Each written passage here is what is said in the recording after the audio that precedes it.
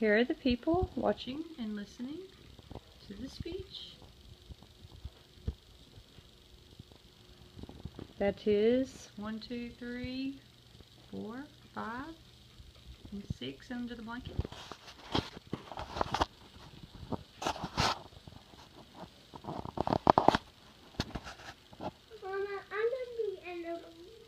When my daughter was first diagnosed with autism, I knew little about the subject. After much studying and talking to others, I realized just how much I did not know. And a lot of people really don't know a lot about autism spectrum disorder, so that's the reason why I speak today.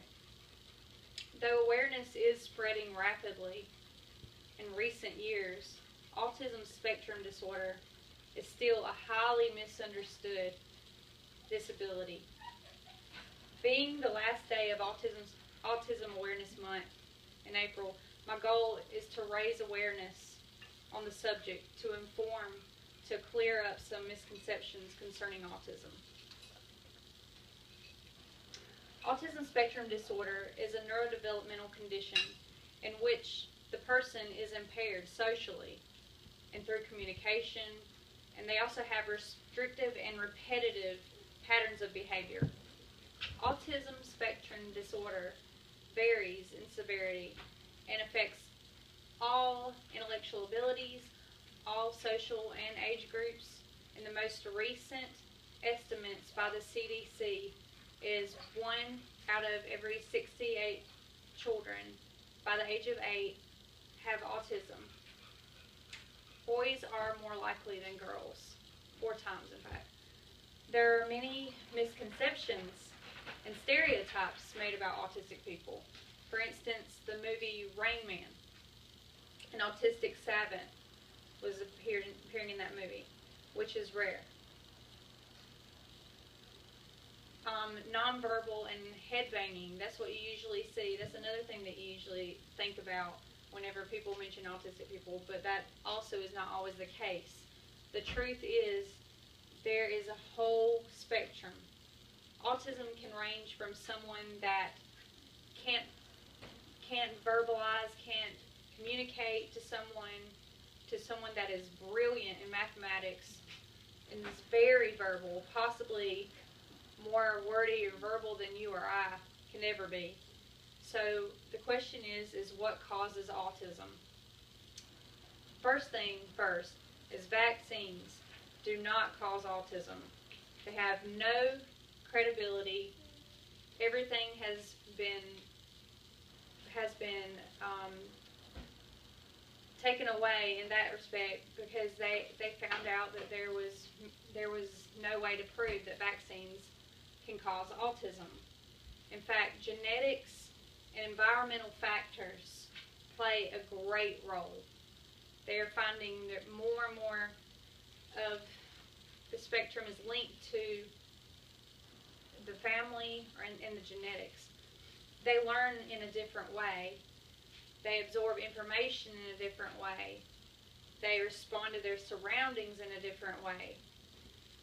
So, so why is there more diagnosis? Well, first, the widened definition. There's a widened definition in the diagnostics manual that has been put out. There used to be many different types of autism, but now it's one whole spectrum to cover everyone under the umbrella. And also there's more awareness. There has been much more said about autism to many different through many different organizations. Many different people are raising awareness now because more and more of their loved ones are affected by this disability. So what can we do? There are some things that autistic people can use, like technological devices, to help them communicate better.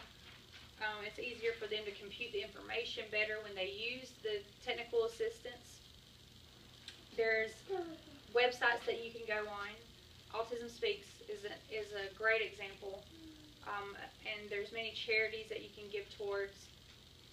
There's many different ways that you can help and that you can contribute, and raising awareness is key because teachers and parents need to know how to look for signs of autism and look for the problem factors that they can notice when they're younger, and they can help at an early stage get a hold and get intervention for their child.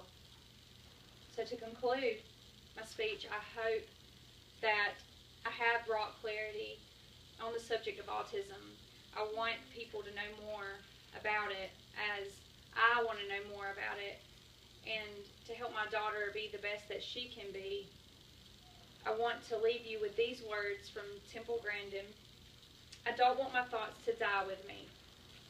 I want to have done something.